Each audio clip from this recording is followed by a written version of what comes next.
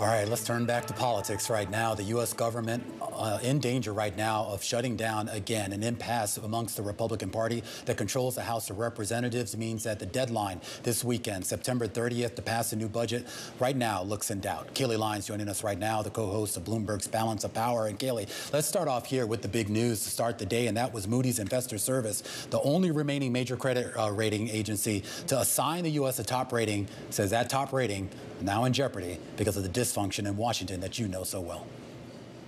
Yeah, Romaine, this all feels very familiar. Moody's not downgrading the U.S. yet, but essentially sending a warning shot across the bow about political dysfunction. To quote exactly from the statement, they say that a shutdown would underscore the weakness of U.S. institutional governance and strength. The statement goes on to say it would demonstrate the significant constraint that intensifying political polarization continues to put on U.S. fiscal policymaking. And the reason this might sound so familiar is it was just back in August when Fitch downgraded the U.S. credit rating because of governance issues and political dysfunction. It is about the discord we see in trying to get spending policy or debt limit policy, as the case has been in the past, done here in Washington, and essentially another ratings agency saying that that could affect the credit worthiness of the United States, keeping in mind as well that a lot of this is about the longer-term trajectory of the U.S. debt, which just continues to build. Yeah, and we'll have to see if Moody's follows its peers if we actually do see the government shut down. And to that point, the deadline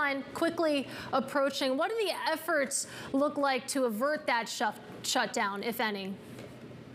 Well, they're definitely trying, Katie. Granted, they're not trying from here in Washington. The members aren't actually here given the Yom Kippur holiday. They will return tomorrow, at which time they're only going to have a few days to try to avert a shutdown by that September 30th deadline. The mechanism of doing so is going to have to be a continuing resolution. They simply don't have time to pass all 12 appropriation bills they would need to. How long that continuing resolution is, though, in the House and whether it can get adequate support in the Republican Party, considering Speaker McCarthy can only afford to lose 4 votes, is an open question. Granted, the Senate also is working on its own CR through the mechanism of the FAA reauthorization bill. That is something Majority Leader Chuck Schumer is going to try to be working on this week. Either way, though, you're going to need to find some bipartisanship somewhere, and that's a little bit hard to find, at least in the House of Representatives at this time. And just real quickly, Kailey, when we talk about the folks who are maybe holding this up, the idea that there's a certain faction of the Republican Party that doesn't want to see these CRs, is there anything on the table that I guess could potentially lead to compromise? Anything that McCarthy can offer those folks?